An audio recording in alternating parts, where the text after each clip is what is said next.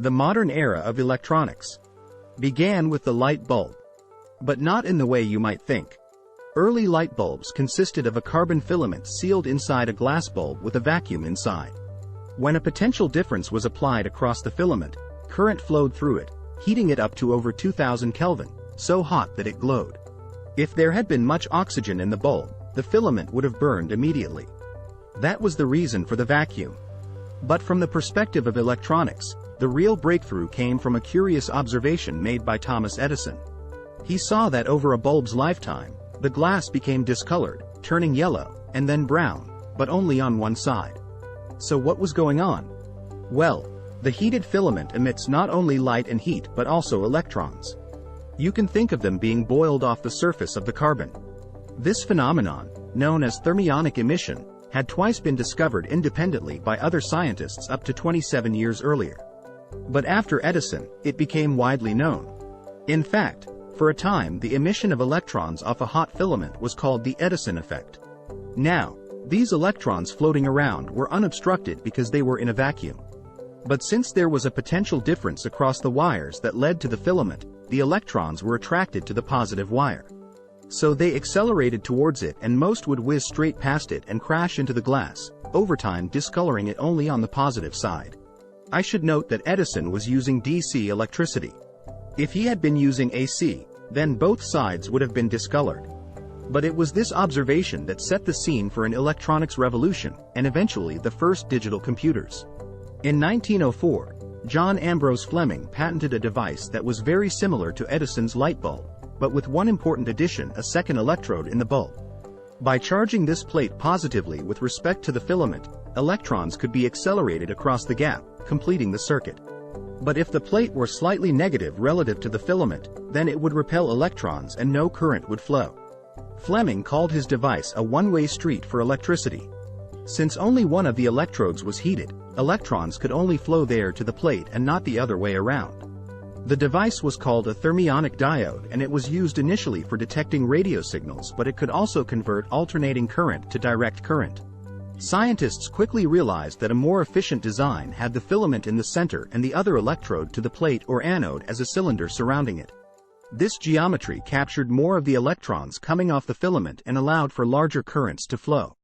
With just one of these diodes, you could convert AC into a bumpy kind of DC. But combining a few diodes and a capacitor led to a fairly steady direct current, and this was a big deal. It was the first practical vacuum tube device and the model for all vacuum tubes that would dominate the industry for the next half-century. In the early 1900s, the big problem in electronics was amplification. Radio had just been invented, but its range was limited by the lack of reliable equipment that could boost weak signals. Similarly, telephone calls were limited to at most 1,300 kilometers because by that point, the signal was too faint to hear. Rudimentary form of amplification had been built for telegraph operation called the relay. In a relay, there is an electromagnet. And when current flows through that electromagnet, it attracts a switch, turning on a second circuit. But when the current through the electromagnet stops, the switch is released and the second circuit is open again. This device works well for amplifying the dots and dashes of Morse code along a telegraph line, but its binary output means it's incapable of amplifying the complex and analog signals of phone calls and radio waves. And that's why it was such a breakthrough in 1906 when Lee DeForest took the diode and added another electrode into the bulb. This electrode wasn't a solid piece of metal but rather a sparse wire mesh, and it was positioned in between the filament or cathode and the anode. With 3 electrodes, it was called a triode. Now, a large potential difference could be applied across the anode and cathode, but the number of electrons that actually flowed between them was controlled by the voltage on the grid, as this new electrode was known. If the grid were slightly negatively charged, it repelled electrons from the filament so that none could flow through to the anode. But if the grid were slightly positive, then electrons were attracted away from the filament and most of them would pass through the holes in the grid, and then accelerate to the anode. So in this way, a small change in voltage on the grid can control a huge voltage at the anode and the response is rapid. So you can get high-frequency amplification. I like to think of it as standing at the top of a high cliff, opening and closing a valve on a big water pipe.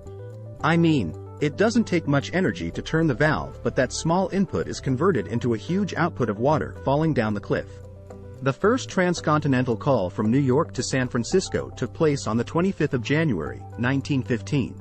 And it can work as an amplifier if you put slightly positive or negative voltages on the grid, but it can also work as a switch. If the grid voltage is very negative, then no current flows. And if the grid voltage is very positive, then maximum current flows. So a triode can be controlled using no moving parts. Just a voltage will set it to be either a 0 or a 1. And best of all, switching between the two can be done rapidly with no noise since you're just controlling electrons zipping around in a vacuum. This is the invention that took computing to the next level. The world's first electronic programmable computer was called ENIAC, and it came online for the first time on December 10, 1945. It took up a whole room, weighed 30 tons, and used 175 kilowatts of power. So much that it led to a rumor that every time it turned on, the lights in Philadelphia, where ENIAC was located, would dim. Now, that was just a rumor, but mainly because ENIAC had its own dedicated electrical generator to keep up with the enormous power draw. Unlike previous computers, ENIAC wasn't limited to just solving one type of mathematical problem. It could be programmed, and it was fast, completing 500 operations per second. At the time, the word computer still referred to people doing calculations with pen and paper. So 500 operations per second was really fast. ENIAC's flexibility and power was immediately useful for the development of the hydrogen bomb. The computations needed were so complex that the director of Los Alamos at the time said that it would have been impossible to arrive at any solution without the aid of ENIAC. The longest that ENIAC operated for without failure was just 116 hours.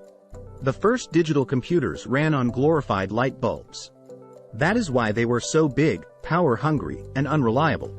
The miracle and what has in our modern lives possible is that someone figured out how to perform the same trick with electrons inside a solid piece of material, in silicon. But that's a story for another day.